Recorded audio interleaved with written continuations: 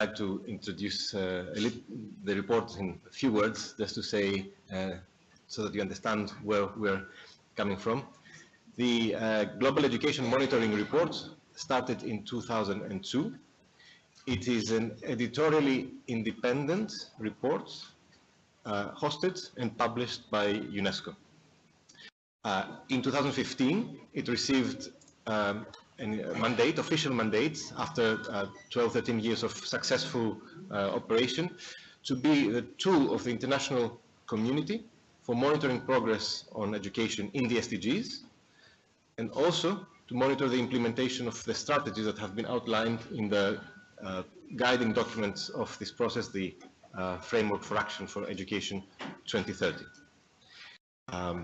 Education International is one of our advisory board members, one of our most active advisory board members, and of course we have interacted over the years on many occasions, especially during the preparation of the agenda of Education 2030 in SDG 4.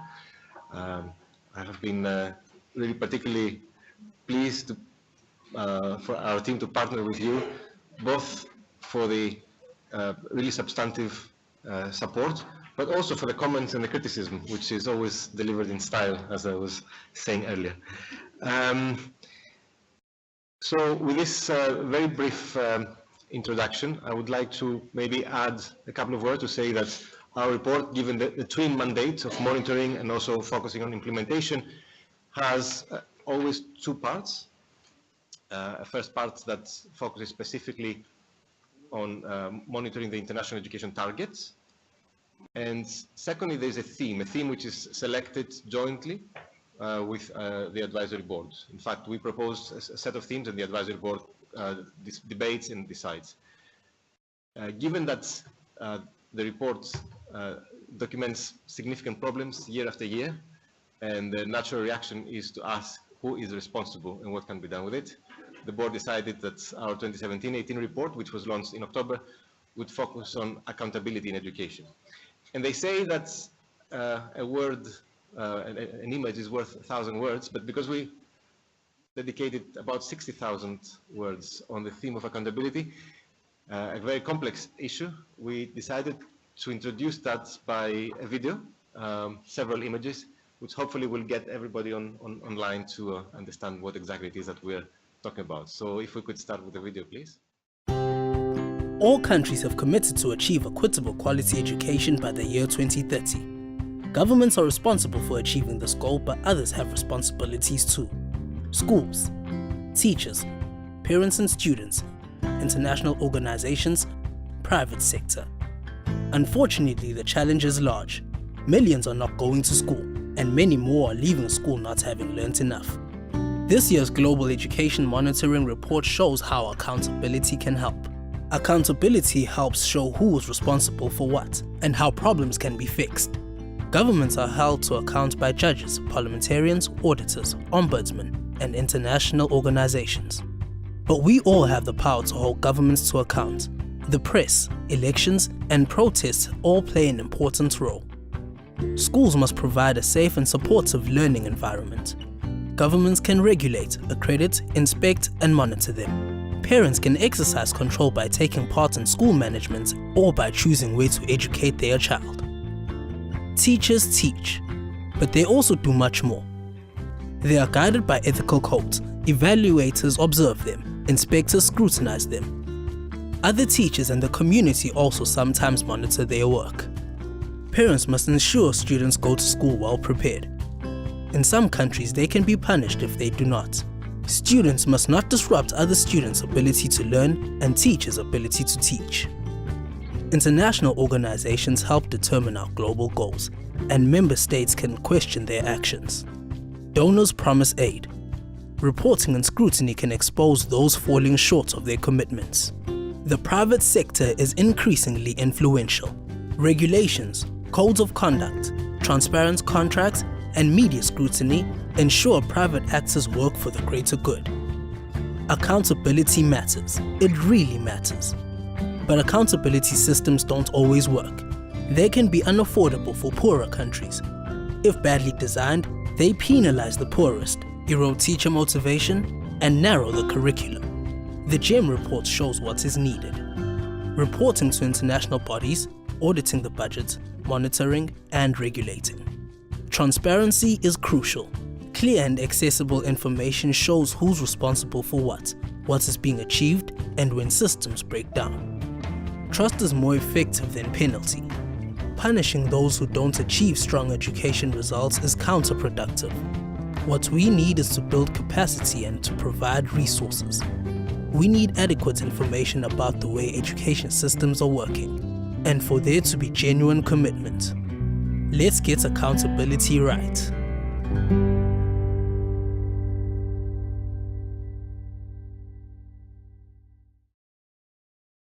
So with that introduction of 60,000 words in 3 minutes, let me now get into the main body of the presentation. And I think you already understand that accountability is a very difficult subject to treat, especially for a report that is supposed to be communicated to such a very broad constituency.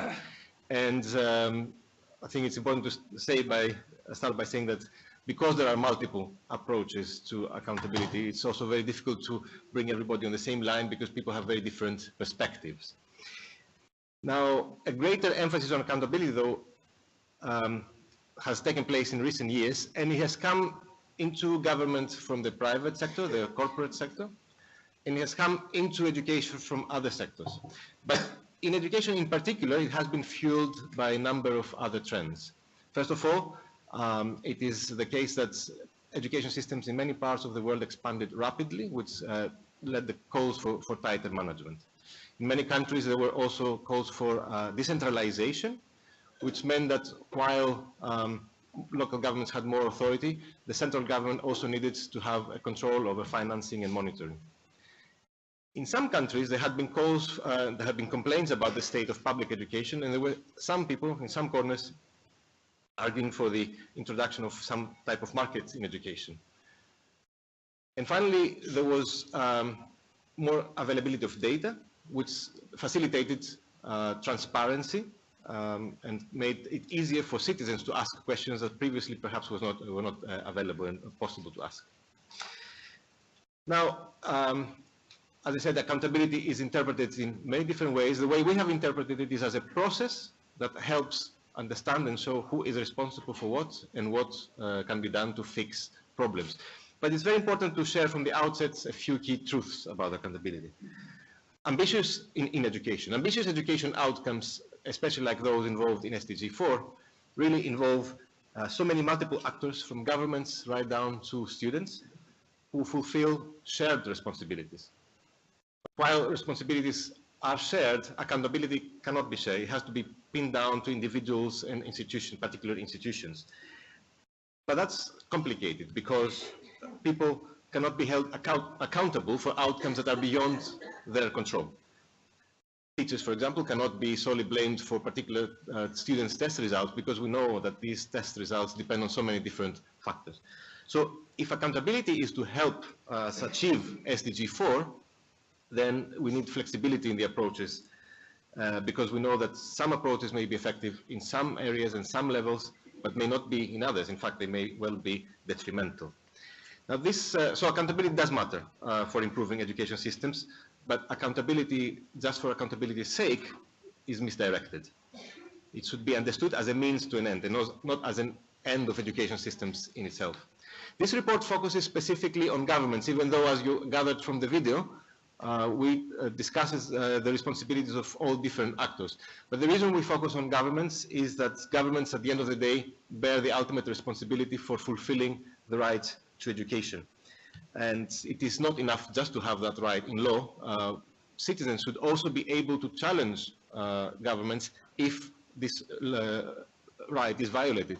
And we find that only 55% of countries make this right justiciable, and only 41% of countries have experienced citizens going to court and successfully challenging their governments, often with surprisingly positive responses. So this presentation focuses on 5 recommendations, first of all, on how governments can design accountability systems. The first is that governments need to create the space for regular, meaningful engagement with all education actors to help build trust and a shared understanding over the respective responsibilities. In Brazil, for example, over 3 million people participated in the design of the National Education Plan. But around the world, this is not always the case. For example, based on evidence through collaboration with Education International, we know that over 60% of teacher unions were never or rarely consulted on the development of teaching materials. Governments should also strengthen the role of formal representative institutions by promoting their processes and building their capacity, such as, in particular, the Parliament. The second recommendation is that a credible education plan with clear lines of responsibility is the basis for accountability. We cannot hold people accountable if we don't know what they are responsible for. And in addition, resources to implement the plan should be allocated through transparent budgets that can be fully tracked. Where budgets are not sufficiently transparent, or those who should scrutinize them do not have the skills for that, then the role of civil society has been particularly important.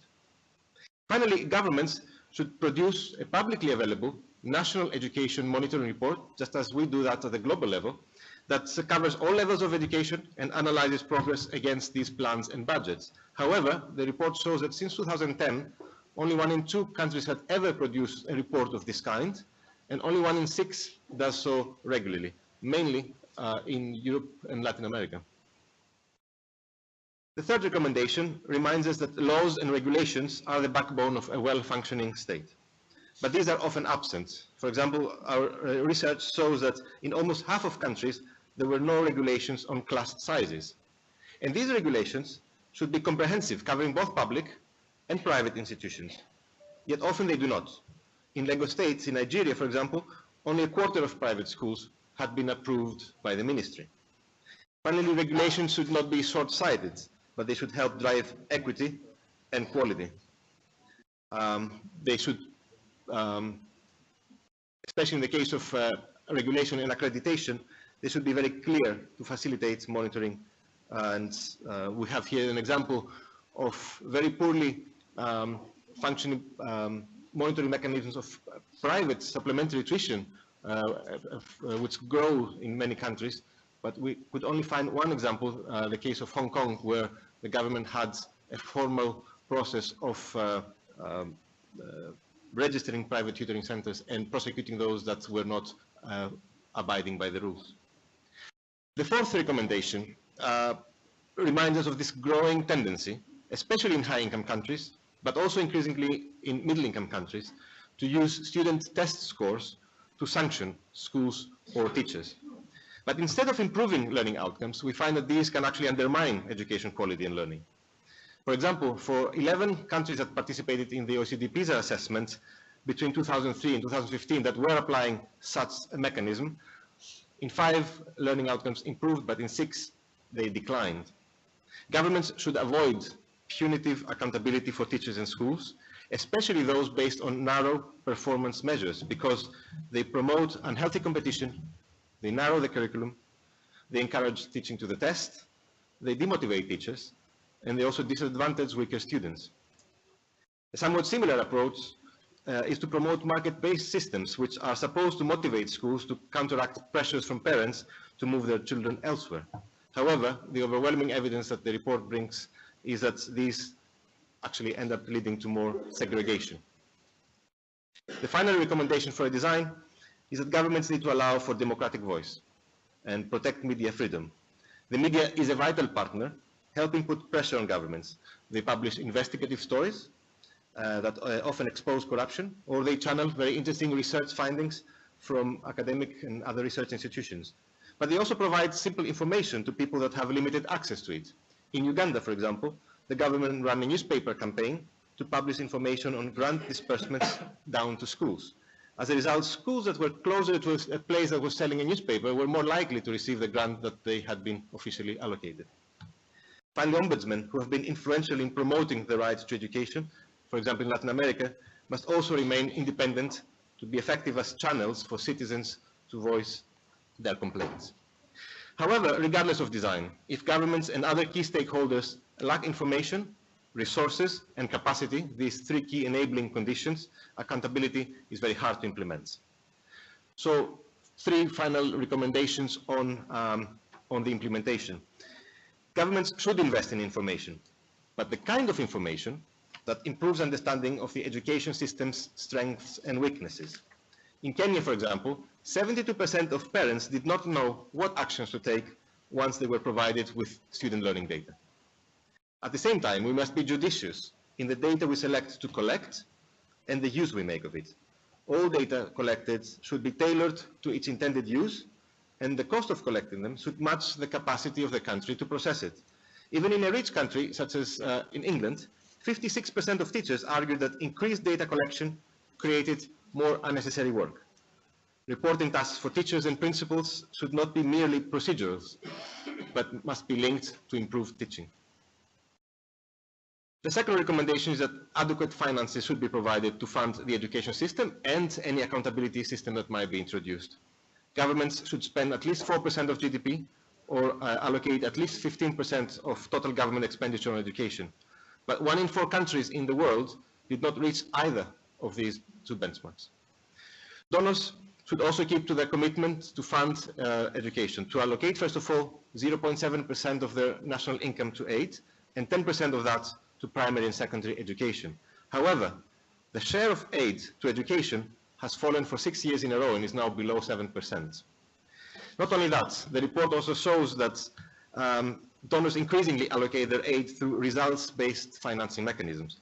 However, as with the earlier criticism of using sanctions for results that are beyond the control of any one actor, donors should also be careful not to rely excessively on this approach, because it shifts the risk to those poor countries that are least prepared to take it.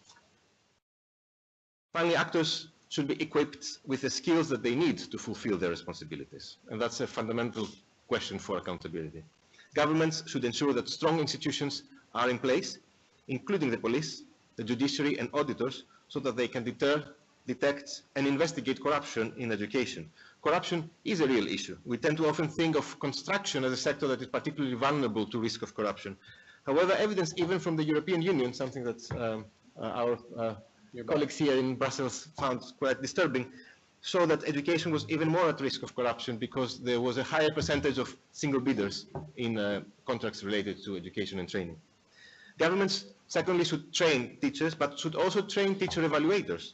In some countries, inspections tend to focus more on material inputs than on how to improve learning. And finally, another dimension that is often not emphasized, countries need to participate actively and monitor the work of international organizations to challenge what is perceived to be an accountability vacuum that exists concerning the role of these organizations and their responsibility in achieving international education goals. Of course, accountability is not only about government, and everyone has a role to play. Citizen action has put pressure on governments. Almost a fifth of protests in recent years were over poorly delivered public services, including education. Teachers, you know that better than me, can hold governments to account for educational reform. They are regularly consulted in Mexico, for example, over policy. Students have often also swayed policies, as we know from examples in Chile and South Africa, where students have helped freeze tuition fees that were penalizing the poorest. Parents have campaigns as well. In the United States, a parent-run campaign successfully removed climate change denial content from textbooks.